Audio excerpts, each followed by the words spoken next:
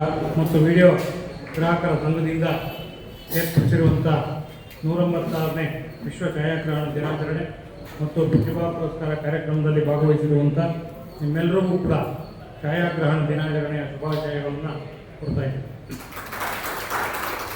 ಕಾರ್ಯಕ್ರಮದ ವೇದಿಕೆಯಲ್ಲಿ ಉಪಸ್ಥಿತರಿರುವಂಥ ಜಿಲ್ಲಾ ಸಂಘದ ಅಧ್ಯಕ್ಷರಾದಂಥ ಮತ್ತು ಗೆಳೆಯರಾದಂಥ ಕೃಷ್ಣ ಅವರೇ ಮತ್ತು ವೇದಿಕೆ ಮೇಲೆ ಉಪಸ್ಥಿತರಿರುವಂಥ ಜಿಲ್ಲಾ ಕಾರ್ಮಿಕಾಧಿಕಾರಿ ವರಲಕ್ಷ್ಮಿ ಅವರೇ, ಕಾರ್ಮಿಕ ನಿರೀಕ್ಷಕರಾದಂಥ ರಾಜೇಶ್ವರಿ ಅವರೇ ಮತ್ತು ನಮ್ಮ ಗೆಳೆಯ ಗಣೇಶ್ ಅವರೇ, ಲವಕುಮಾರ್ ಅವರೇ, ಲವರಾಜ್ ಅವರೇ, ರವಿಕುಮಾರ್ ಅವರೇ ಮತ್ತು ಕೋಲಾರ ಜಿಲ್ಲೆಯ ನಮ್ಮ ಶ್ರೀನಿವಾಸ್ ಅವರೇ, ಕೋಲಾರ ಜಿಲ್ಲೆಯ ಛಾಯಾಗ್ರಾಹಕರ ಸಂಘದ ಎಲ್ಲ ಪದಾಧಿಕಾರಿಗಳೇ ಮತ್ತು ವೇದಿಕೆ ಮೇಲಿರುವಂಥ ಎಲ್ಲ ಗಣ್ಯರೇ ಮತ್ತು ವೇದಿಕೆ ಮುಂದೆ ಇರುವಂಥ ಎಲ್ಲ ಛಾಯಾಗ್ರಾಹಕರು. ಕೋಲಾರ ಜಿಲ್ಲಾ ಛಾಯಾಗ್ರಾಹಕರ ಸಂಘ ಅಂತಂದರೆ ಏನೋ ಒಂದು ಥರದಲ್ಲಿ ಒಂದು ರೀತಿಯ ಅಭಿಮಾನ. ಅದು ಕೃಷ್ಣ ಅಧ್ಯಕ್ಷ ಆಗಿದ್ದಾರೆ ಅಂತನೋ ಅಥವಾ ಸಂಜನಾ ರಂಗನಾಥ್ ಅಧ್ಯಕ್ಷರಾಗಿದ್ದಾರೆ ಅಂತನೋ ಅಥವಾ ಎಲ್ಲ ಛಾಯಾಗ್ರಾಹಕರು ನಮ್ಮ ಪತ್ರಕರ್ತರ ಜೊತೆಗೆ ಯಾವಾಗಲೂ ಕೂಡ ಒಡನಾಟ ಇಟ್ಕೊಂಡಿರ್ತಾರೆ ಅನ್ನುವಂಥ ವಿಚಾರದ ಜೊತೆಗೆ ಈ ಸಂಘದ ಬಗ್ಗೆ ಯಾಕಪ್ಪ ಅಭಿಮಾನ ಅಂತಂದರೆ, ಆಗಸ್ಟ್ 15ನೇ ತಾರೀಕು ಸ್ವಾತಂತ್ರ್ಯ ದಿನ, ಜನವರಿ 26ನೇ ತಾರೀಕು ಗಣರಾಜ್ಯೋತ್ಸವ. ಅದು ಅವತ್ತು ಮಾಡಿದ್ರೆ ಅದು ಸಾರ್ಥಕತೆ.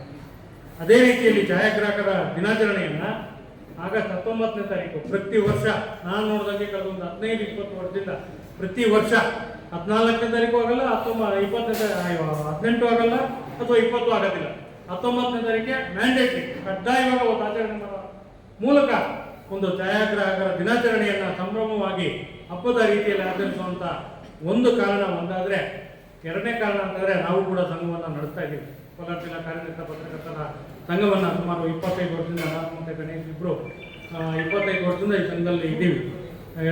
2002ರಿಂದ ಒಂದು ಸಂಘವನ್ನು ನಡೆಸೋದು ಅಂತಂದರೆ ಅದರಲ್ಲೂ ನಡೆಸ್ಬಿಡ್ಬೋದು, ಎಲ್ಲರೂ ನಡೆಸ್ಬೋದು. ಸಂಘವನ್ನು ಒಗ್ಗಟ್ಟಾಗಿ ನಡೆಸೋದು ಅಂತಂದರೆ ಭಾಳ ಕಷ್ಟ. ಒಗ್ಗಟ್ಟಾಗಿ ಯಾವುದೇ ರೀತಿಯ ಭಿನ್ನಾಭಿಪ್ರಾಯ ಬರದ ರೀತಿಯಲ್ಲಿ ಎಲ್ಲರೂ ಒಬ್ಬೊಬ್ಬರು ಒಂದೊಂದು ಥರದಲ್ಲಿ ಒಂದೊಂದು ರೀತಿಯ ಮನೋಭಾವ ಇರೋಂಥವ್ರು ಇರ್ತಾರೆ. ಸಂಘದ ಸದಸ್ಯರು ಅಂತಂದ್ರೆ ಎಲ್ಲರನ್ನೂ ಒಟ್ಟುಗೂಡಿಸ್ಕೊಂಡು, ಎಲ್ಲರನ್ನೂ ವಿಶ್ವಾಸಕ್ಕೆ ತಗೊಂಡು, ಎಲ್ಲರನ್ನೂ ಒಟ್ಟುಗೂಡಿಸ್ಕೊಂಡು ಒಂದು ಕಷ್ಟದ ಕೆಲಸ, ಆ ಕೆಲಸವನ್ನು ಕೃಷ್ಣ ಮಾಡ್ತಾ ಇದ್ದಾರೆ. ಅವ್ರ ಜೊತೆಗೆ ಹೆಗಲು ಕೊಟ್ಟುವಂಥ ನಾವೆಲ್ಲ ಹಾಕಿದ್ರು. ಹಾಗಾಗಿ ಮತ್ತೆ ನೀವೆಲ್ಲರೂ ಕೂಡ ಈ ಸಂಘದ ಜೊತೆಯಲ್ಲಿ ಕಳೆದ 20-25 ವರ್ಷದಿಂದ ಏನು ಒಟ್ಟಿಗೆ ಇದ್ದೀರಾ, ನಿಮ್ಮೆಲ್ಲರಿಗೂ ಕೂಡ ಅಭಿನಂದನೆ ಸಲ್ಲಿಸ್ತೀನಿ. ಹಾಗಾಗಿ ಛಾಯಾಗ್ರಾಹಕರ ಸಂಘ ಅಂತಂದರೆ ನಮಗೇನೋ ಒಂಥರ ಅಭಿಮಾನ. ಎಷ್ಟೋ ಸಂಘಗಳು ಬರುತ್ತೆ, ಎಷ್ಟೋ ಸಂಘಗಳು ಉದ್ಘಾಟನೆ ಆಗುತ್ತೆ, ಆಮೇಲೆ 4, 5, 10, 15, 20 ಸಂಘಗಳಾಗುತ್ತೆ. ಕೊನೆಗೆ ಆ ಸಂಘದ ಚಟುವಟಿಕೆಗಳು ಕೂಡ ಏನು ನಡೆದಿದೆ.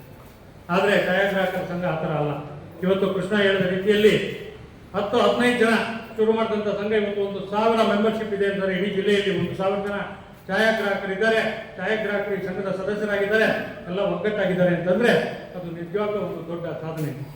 ಆ ಸಾಧನೆ ಜೊತೆಗೆ ಇನ್ನೊಂದು ಸಾಧನೆ ಅಂತಂದರೆ 28 ಲಕ್ಷ ರೂಪಾಯಿ ಕೊಟ್ಟು ನಿಮ್ಮದೇ ಆದಂಥ ಒಂದು ಸೈಟನ್ನು ತಗೊಂಡಿರುವಂಥದ್ದು. ಮೋಸ್ಟ್ಲಿ ಅಂತರಗಂಗೆ ಬೆಟ್ಟದಪುರದಲ್ಲಿ ಮೈನ್ ರೋಡಲ್ಲಿ ಭಾಳ 3-4 ವರ್ಷದಿಂದ ಹೇಳ್ತಾ ಇದ್ರು ಕೃಷ್ಣ.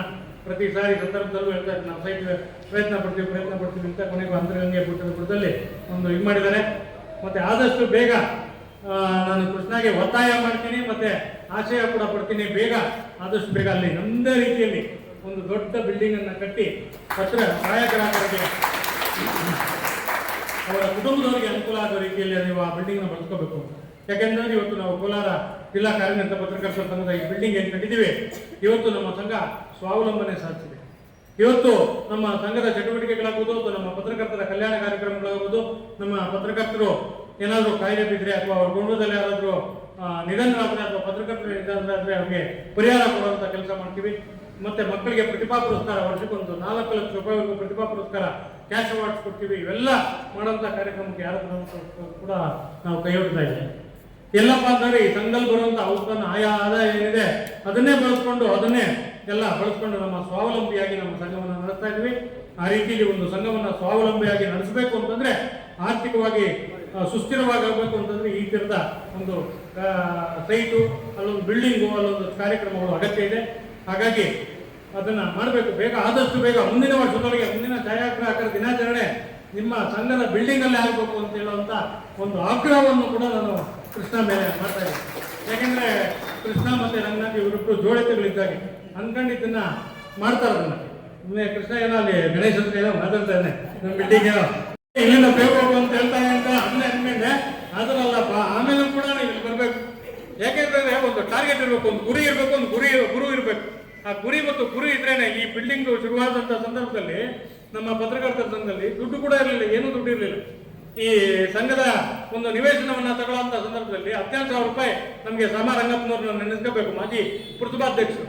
ಅವರು ತಗೊಳ್ಳಿ ಇದನ್ನ ಅಂತಂದಾಗ 17,000 ರೂಪಾಯಿ ರಿಜಿಸ್ಟ್ರೇಷನ್ ದುಡ್ಡು ಇರಲಿಲ್ಲ. ಒಂದು ನಾಟಕ ಮಂಡಳಿಯನ್ನು ಕರೆಸಿ, ಕುಮಾರೇಶ್ವರ ನಾಟಕ ಮಂಡಳಿ ಅಂತ ಅವರು ಎದುರುಗಡೆ ಬಂದಿದ್ದಂಥವ್ರನ್ನ ಕರೆಸಿ ದುಡ್ಡು ಸಂಗ್ರಹಿಸಿ ನಮ್ಮ ಹಿರಿಯರು 80ನೇ ಇಸ್ವಿನಲ್ಲಿ 86, 84, 85ರಲ್ಲಿ ತಗೊಂಡು, ಆಮೇಲೆ ಇಲ್ಲಿ ನಾವು ಬಂದಂಥ ಸಂದರ್ಭದಲ್ಲಿ ನಮ್ಮ ಹತ್ರ ಇದ್ದಿದ್ದು 1 ಲಕ್ಷ ರೂಪಾಯಿ. ಆ 1 ಲಕ್ಷ ರೂಪಾಯಿ ದುಡ್ಡು ಇಟ್ಕೊಂಡು ಏನು ಬಿಲ್ಡಿಂಗ್ ಕಟ್ಟೋದು ಅಂತ ಹೊರಟಾಗ ನಮಗೆ ಒಂದು ಚಾಲೆಂಜ್ ಇತ್ತು, ಈ ಬಿಲ್ಡಿಂಗ್ ಮಾಡಲೇಬೇಕು. ಒಂದು ಗಾದೆ ಮಾತಿದೆ, ದಾರದ ಪುರಂದರದಾಸ್ ಹೇಳ್ತಾರೆ, ನಿಂದಕರಿರಬೇಕು ಹಂದಿಗಳ ಹಾಗೆ ಅಂತ. ನನ್ನನ್ನು ನೀವು ನಂದಿಗ ಅಂತಾನೆ ತಿಳ್ಕೋಬೇಕಾಗಿದ್ರೆ.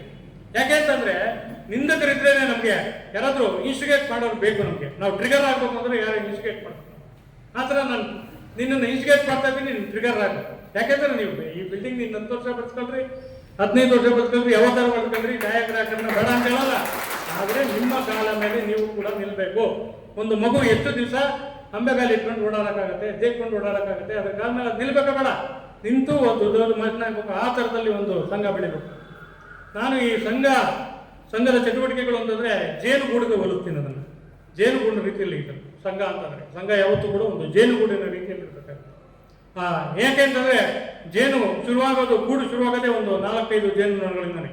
ಆಮೇಲೆ ಒಂದು ದೊಡ್ಡ ಒಂದು ರಾಶಿನೇ ಅಲ್ಲಿ ಜೇನುಗೂಡು ಸೃಷ್ಟಿಯಾಗುತ್ತೆ. ಸೃಷ್ಟಿಯಾಗಿ ಎಲ್ಲ ಜೇನುನೊಣಗಳು ಹೋಗಿ ಮಕರಂದವನ್ನ ಹೀರ್ಕೊಂಡು ಬಂದು ಆ ಜೇನುಗೂಡಿಗೆ ತುಂಬುತ್ತೆ. ತುಂಬಿದಾಗ ಅದು ಜೇನು ತುಂಬಿಸ್ಕೊಳುತ್ತೆ. ಜೇನು ತುಂಬಿಸಿದಾಗ ಅದು ಆ ಜೇನನ್ನ ಅದೇನು ಕುಡಿಯೋದಿಲ್ಲ, ಅದು ಆ ಜೇನು ನೊಣಗಳು ಯಾವತ್ತೂ ಕುಡಿಯೋದಿಲ್ಲ. ಅದು ಏನು ಮಕರಂದವನ್ನು ಹೀರ್ಕೊಂಡು ಬರ್ತವೆ ಅಷ್ಟೇ ಅದಕ್ಕೆ ಆಹಾರ. ಅದನ್ನು ತಂದು ಇಲ್ಲಿ ಕೊಟ್ಟಾಗ ಅದನ್ನ ಜೇನನ್ನ ಸವಿಯುವಂಥದ್ದು ಈ ಸಮಾಜ. ಅಂದ್ರೆ ಯಾವುದೇ ಸಂಘ ಇರ್ಬೋದು ಅಥವಾ ಸಂಘಟನೆ ಇರ್ಬೋದು ಅಥವಾ ಯಾವುದೇ ವ್ಯಕ್ತಿಗಳಿರ್ಬೋದು, ಆ ಸಂಘದಲ್ಲಿರುವಂಥ ಪದಾಧಿಕಾರಿಗಳಿರ್ಬೋದು, ಅವ್ರ ಕೆಲಸ ಯಾವ ಥರ ಇರ್ಬೇಕಂದ್ರೆ ಜೇನುಗೂಡಿನ ಥರ ಇರ್ಬೇಕಾಗುತ್ತೆ. ಆ ಜೇನುಗೂಡು ಯಾವ ರೀತಿಯಲ್ಲಿ ಒಂದು ಗೂಡು ಕಟ್ಟಿ ಜೇನನ್ನ, ಅದು ಜೇನು, ಆ ಜೇನನ್ನು ಸವಿದ್ರೆ, ಜೇನು ತುಪ್ಪವನ್ನು ಸವಿದ್ರೆ ನಮ್ಗೆ ಬಾಯಿ ಚಪ್ಪರಿಸುವಂಥ ಕೆಲಸ ಯಾರಿಗೇ ಆದರೂ ಆಗತ್ತೆ. ಆ ರೀತಿಯಲ್ಲಿ ಇಡೀ ಸಮಾಜಕ್ಕೆ, ಇಡೀ ನಮ್ಮ ಛಾಯಾಗ್ರಾಹಕ ಕುಟುಂಬಗಳಿಗೆ ಅದನ್ನ ತುಪ್ಪದ ರೀತಿಯಲ್ಲಿ ಅದನ್ನು ಕೊಡುವಂಥ ಕೆಲಸ. ಅದೇ ರೀತಿಯಲ್ಲಿ ಯಾರಾದರೂ ಕೂಡ ಜೇನುಗೂಡಿಗೆ ಕಲ್ಲು ಹಾಕಿದ್ರು ಅಂತ ಮಾಡ್ತಾ ಇರುವಂಥ ಸಂದರ್ಭದಲ್ಲಿ ಇನ್ನು ಟಿವಿಗಳು ಹೋಗ್ಬಿಡ್ತು ಅಂತ ಅನ್ಕೊಂಡ್ರು. ಆದ್ರೆ ಯಾವ ಟಿವಿ ವಿಶ್ವಾಸಾರ್ಹತೆಯನ್ನು ಉಳಿಸ್ಕೊಂಡಿದೆ ಆ ಟಿವಿ ಇವತ್ತು ಕೂಡ ಇದೆ. ಆ ಚಾನಲ್ ದೂರದರ್ಶನ ಇರ್ಬೋದು ಅಥವಾ ಬೇರೆ ಯಾವುದೇ ಆತಂಕ ಚಾನಲ್ಗಳು ಇವತ್ತು ಕೂಡ ಇದೆ, ಅದರ ವಿಶ್ವಾಸಾರ್ಹತೆಯನ್ನು ಉಳಿಸ್ಕೊಂಡಿದೆ. ಯಾಕೆ ಅಂತಂದ್ರೆ ಅಲ್ಲಿ ಗುಣಮಟ್ಟ ಇದೆ, ಕ್ರಿಯಾಶೀಲತೆ ಇದೆ, ಮತ್ತೆ ಒಂದು ನಂಬಿಕೆ ಇದೆ. ಒಂದು ಮಾಧ್ಯಮದಲ್ಲಿ ಅದ್ರಲ್ಲಿ ಬರುವಂತದ್ದನ್ನು ನಂಬೋದು ನಾವು ಅನ್ನುವಂಥ ಒಂದು ನಂಬಿಕೆ ಇದೆ. ಆ ರೀತಿಯ ನಂಬಿಕೆಯನ್ನ ಇವತ್ತು ಮಾಧ್ಯಮ ಉಳಿಸ್ಕೊಂಡಿದೆ. ಪತ್ರಿಕಾ ಮಾಧ್ಯಮ ಕೂಡ ಯಾವುದೇ ಆತಂಕ ಇಲ್ಲದೆ ಇನ್ನೂ ನಾವು ಬದುಕ್ತೀವಿ, ಈ ಸಮಾಜದಲ್ಲಿ ನಮಗೆ ಆಶ್ರಯ ಇದೆ ಅನ್ನುವಂಥ ಒಂದು ಪರಿಸ್ಥಿತಿಯಲ್ಲಿರುವಂತಹ ಸಂದರ್ಭದಲ್ಲಿ ಛಾಯಾಗ್ರಹಣ ಕೂಡ ಅದೇ ರೀತಿಯ ಒಂದು ನಂಬಿಕೆಯಲ್ಲಿ ಇರಬೇಕಾಗ್ತದೆ. ಯಾವತ್ತು ಇವತ್ತು ಮೊಬೈಲ್ ಬಂದಿರ್ಬೋದು, ಮೊದಲು ಕ್ಯಾಮ್ರಾಗಳು ಬಂತು, ನಾವು ಎಲ್ಲ ಕೂಡ ಕ್ಯಾಮ್ರಾಗಳು ಫೋಟೋಗ್ರಾಫರ್ಗಳನ್ನ ನಂಬ್ಕೊಳ್ಳೋದು. ಯಾವುದು ನಮ್ಮ ಟೈಮ್ ಬರೋದಿಲ್ಲ, ನಮ್ಮ ಟೈಮ್ ಫೋಟೋ ಕೊಡೋದಿಲ್ಲ ಅಂತ ನಾವು ಕ್ಯಾಮ್ರಾಗಳು ಇಟ್ಕೊಂಡು, ಆಮೇಲೆ ಕ್ಯಾಮ್ರಾಗಳಾದ್ಮೇಲೆ ಮೊಬೈಲ್ಗಳು ಬಂದು, ಮೊಬೈಲ್ ಇವಾಗ ಎಲ್ಲರ ಕೈಲೂ ಮೊಬೈಲು, ಎಲ್ಲರೂ ಫೋಟೋಗ್ರಾಫರ್ಗಳೇ. ಆದರೆ ಯಾರು ಕ್ಯಾಮ್ರಾ ಇವಾಗ ಇಲ್ಲಿ ನೋಡ್ತಾ ಇದ್ದೇವೆ, ಕ್ಯಾಮ್ರಾಮನ್ ಅವರೇ ಅಲ್ಲಿ ನಿಂತ್ಕೊಂಡು ಅವ್ರ ಆ್ಯಂಗಲ್ ಚೂಸ್ ಮಾಡ್ಕೊಳ್ಳೋದು, ಸೆಲೆಕ್ಟ್ ಮಾಡ್ಕೊಳ್ಳೋಂಥದ್ದು, ಅದನ್ನು ಫಿಕ್ಸ್ ಮಾಡ್ಕೊಳ್ಳೋಂಥದ್ದು, ತೆಗೆಯುವಂಥದ್ದು. ಆ ಫೋಟೋ ನಿಮ್ಮ ಫೋಟೋಗ್ರಾಫರ್ ತೆಗೆಯೋ ಫೋಟೋ ನೋಡಿದ್ರೇ ನಮಗೆ ಖುಷಿ ಆಗದೆ ಹೊರತು ನಾವು ತೆಗೆಯುವಂಥ ಇದನ್ನು ನೋಡ್ಕೊಂಡ್ರೆ ಸಾಧ್ಯ ಆಗೋದಿಲ್ಲ. ನಾವು ತೆಗೆಯುವಂಥ ಫೋಟೋಗಳು ನೋಡಿದ್ರೆ ಇವಾಗ ಇನ್ಸ್ಟ್ಯಾಂಟ್ ಫುಡ್ ಇದ್ದಂಗೆ ಅದು. ಮತ್ತೆ ಇನ್ಸ್ಟ್ಯಾಂಟ್ ಫುಡ್ಡಲ್ಲಿ ನೋಡ್ಕೊಂಡು ತಕ್ಷಣ ಇಮಿಡಿಯೇಟ್ ಆಗಿ ಏನು ನೋಡ್ತೀವಿ ಆ ಥರದಲ್ಲಿ ನೋಡ್ಬೋದು. ಹೊರತು ಮನೆ ಊಟ ಬೇಕು ಅಂದರೆ ಅದು ಫೋಟೋಗ್ರಾಫರ್ಗಳು ತೆಗೆಯುವಂಥ ಫೋಟೋಗ್ರಫಿನೇ ಆಗುತ್ತೆ. ಇವತ್ತು ಕೂಡ ನನ್ನ ಹತ್ರ ಮೊಬೈಲ್ ಇದೆ, 1 ಲಕ್ಷ ರೂಪಾಯಿ ಮೊಬೈಲ್ ಇದೆ ಅಂತ ನಾನು ನಮ್ಮ ಮನೆ ಕಾರ್ಯಕ್ರಮಗಳಿಗೆ, ನಮ್ಮ ಮದುವೆ ಕಾರ್ಯಕ್ರಮಗಳಿಗೂ ಬೇರೆ ಯಾವುದೇ ಕಾರ್ಯಕ್ರಮಗಳಿಗೆ ಹೇಳಕ್ ಹೋಗೋದಿಲ್ಲ. ಯಾಕೆಂದ್ರೆ ಫೋಟೋಗ್ರಾಫರ್ ಬರಬೇಕು. ಫೋಟೋಗ್ರಾಫರ್ ಅಂದ್ರೆ ಅವರು ಪ್ರೊಫೆಷನಲಿಸಮ್ ಇರಬೇಕು. ನಮ್ಮಲ್ಲಿ ಮೊಬೈಲ್ಗಳು ಇಟ್ಕೊಳ್ಳೋದ್ರಲ್ಲಿ ಪ್ರೊಫೆಷನಲಿಸಮ್ ಇರೋದಿಲ್ಲ. ನೀವು ಕೂಡ ಎಷ್ಟೋ ಜನ ಮೊಬೈಲ್ಗಳು ಇಟ್ಕೊಂಡು ಫೋಟೋ ತೆಗಿತೀರಾ, ಆದ್ರೂ ಕೂಡ ಚೆನ್ನಾಗಿ ತೆಗಿತೀರಾ. ಆದ್ರೆ ನಿಮ್ಗೆ ಸ್ಯಾಟಿಸ್ಫ್ಯಾಕ್ಷನ್, ವರ್ಕ್ ಸ್ಯಾಟಿಸ್ಫ್ಯಾಕ್ಷನ್ ಅನ್ನೋಂಥದ್ದು ಸಿಗೋದಕ್ಕೆ ಸಾಧ್ಯನೇ ಇಲ್ಲ. ನಿಮ್ಗೆ ಏನಿದ್ರು ಆ ಕ್ಯಾಮ್ರಾದಲ್ಲಿ, ಆ ಲೆನ್ಸ್ ಕ್ಯಾಮ್ರಾದಲ್ಲಿ ತೆಗೆದ್ರೆ ಮಾತ್ರ. ನಮ್ಮ ಲವರಾಜ್ ಅವರು ಮತ್ತೆ ರವಿಕುಮಾರ್ ಅವರು ಬಹಳ ಚೆನ್ನಾಗಿ ಅದ್ರ ಬಗ್ಗೆ ಎಲ್ಲ ಎಕ್ಸ್ಪ್ಲೈನ್ ಮಾಡ್ತಾರೆ. ಆ ಥರದಲ್ಲಿ ಅದನ್ನು ತೆಗೆದ್ರೆ ಮಾತ್ರ ಅದಕ್ಕೆ ಒಂದು ಇದು ಸಿಗುತ್ತೆ, ಸಂತೃಪ್ತಿ ಸಿಗುತ್ತೆ, ಗ್ರಾಹಕರಿಗೂ ಕೂಡ ಆ ಒಂದು ವಿಶ್ವಾಸ ಬೆಳೆಯುತ್ತೆ. ಹಾಗಾಗಿ ಇವತ್ತಿನ ಪರಿಸ್ಥಿತಿಯಲ್ಲಿ ಯಾವುದೇ ಆತಂಕ ಬೇಡ. ಯಾರು ನೀವು ಗುಣಮಟ್ಟವನ್ನ, ಕ್ರಿಯಾಶೀಲತೆಯನ್ನು ಉಳಿಸ್ಕೊಳ್ತೀರಾ ಅವತ್ತು ಯಾವತ್ತೂ ಕೂಡ ದೇಹ ಇದ್ದೇ ಇದೆ ಅನ್ನೋಂಥ ಒಂದು ಮಾತನ್ನು ಹೇಳ್ತಾ ಇವತ್ತು ಬಹಳ ಖುಷಿಯಾಗಿ. ನಾನು ಶಬನ ಆತ್ಮೀಯ ಅವರಿದ್ದಾಗ ಒಂದೆರಡು ಸಂದರ್ಭದಲ್ಲಿ ನಾನು ಹೇಳಿದ್ದೆ, ಇದೊಂದು ಕ್ಯಾಂಪು ಮಾಡಿದ್ವಿ, ರಾಜೇಶ್ವರಿ ಅವರಿಗೆ ಜ್ಞಾಪಕ ಇರ್ಬೋದು. ಶಬನ ಆತ್ಮೀಯ ಅವರಿದ್ದಾಗ ಒಂದು ಅಸಂಘಟಿತ ಕಾರ್ಮಿಕರಿಗೆ ಒಂದು ಇದನ್ನ ಕೊಡುವಂಥದ್ದು, ಕಾರ್ಡ್ಗಳು ಕೊಡುವಂಥದ್ದು ಇದನ್ನ ಮಾಡಿ ಅಂತ ನಮ್ಮ ಪತ್ರಕರ್ತರು ಕೆಲವು ತಗೊಂಡ್ರು, ಫೋಟೋಗ್ರಾಫರ್ಗಳು ಕೂಡ ನಮ್ಮ ಕೃಷ್ಣಗೆ ಕೇಳಿದ್ವಿ, ಅವರು ಬಂದಿದ್ದು ತಗೊಂಡ್ರು. ಬಟ್ ಇವತ್ತು ಇಡೀ ಜಿಲ್ಲೆಯಲ್ಲಿ ಇರುವಂಥ ಎಲ್ಲ ನಿಮ್ಮ ಫೋಟೋಗ್ರಾಫರ್ಗಳನ್ನ ನಮ್ಮ ಪ್ರಭಾಕರ್ ನೆನೆಸ್ಕೋಬೇಕು. ಹೋದ ವರ್ಷ ಬಂದಿದ್ರು ನಮ್ಮ ಕೋಲಾರ ಹುಡುಗ ಬಂದು ಇವತ್ತು ಮಾಡಿಕೊಟ್ಟು ಅಸಂಘಟಿತ ಕಾರ್ಮಿಕ ಗುರುತಿನ ಚೀಟಿ ನಿಮಗೆ ಸಿಗುವಂತ ಮಾಡಿದ್ದಾರೆ ಅಂತಂದ್ರೆ ನಿಜಕ್ಕೂ ಕೂಡ ಅದರಿಂದ ಬಹಳಷ್ಟು ಉಪಯೋಗಗಳಿದೆ. ಅಸಂಘಟಿತ ಕಾರ್ಮಿಕ ಏನೋ ಒಂದು ಗುರುತಿನ ಚೀಟಿ ಅಪ್ಪ, ಒಂದು ಇದೇನು ಐಡೆಂಟಿ ಕಾರ್ಡ್ ಅಂತ ಭಾಳ ಈಗಲೇ ಬಿಡಿ ಕಾರ್ಮಿಕ ಇಲಾಖೆಯಿಂದ ಬೇಕಾದಷ್ಟು ಕಾರ್ಯಕ್ರಮಗಳಿವೆ. ಮನೆಯಲ್ಲಿ ಪುಟ್ಟದಾಗಿಂದ ಹಿಡಿದು ಸಾವಿನವರೆಗೂ ಕೂಡ ಇರುವಂತ ಎಲ್ಲ ಕಾರ್ಯ ಚಟುವಟಿಕೆಗಳು ಕೂಡ ಅದರಿಂದ ನಿವೃತ್ತಿಸುವಂಥದ್ದು ಇರುತ್ತೆ. ಏನು ಬರಲಕ್ಷ್ಮಿ ನೋಡಿದ್ರೆ ಹೌದಾ, ಅಸಂಘಟಿತ ಕಾರ್ಮಿಕರಿಗೆ ಸಿಗುತ್ತೆ, ಕಟ್ಟಡ ಕಾರ್ಮಿಕರಿಗೆ ಸಿಗುತ್ತೆ, ಬಟ್ ಅಸಂಘಟಿತರಿಗೂ ನಾಳೆ ಸಿಗುತ್ತದು. ಅದು ವಿಸ್ತರಣೆ ಹಾಗೆ ಆಗುತ್ತೆ.